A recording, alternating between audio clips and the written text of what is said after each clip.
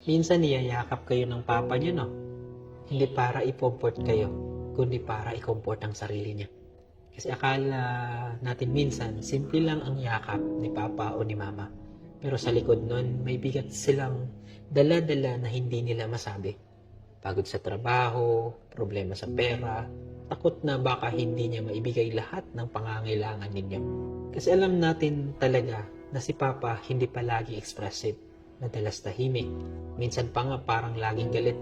Pero sa mga sandaling niyayakap nila kayo, doon siya kumukuha ng lakas. Para bang sinasabi niya sa sarili niya, kaya ko to kasi may anak akong lumalaban din. Kaya ko to para sa mga anak ko. Kaya sana, huwag niyo lang isipin na yung yakap para sa inyo. Minsan kailangan din ng magulang o ng tatay na maramdaman na hindi siya nag-iisa. Na kahit tahimik lang si papa, ramdam niya na may rason siya para magpatuloy. Hindi lang ikaw ang kumakapit sa yakap ni papa, kundi siya rin kumakapit sa yakap mo.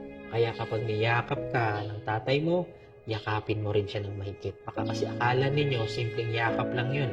Pero sa totoo lang, yun ang sandigan niya para kayanin ang buhay. At kung hindi man nila kayo mayakap, kayo na yung yumakap. Kasi sa totoo lang, ang papa hindi kadalasan nagsasalita eh. Pero mabigat na para sa kanila. So yakapin niya sila kung mahal niya sila.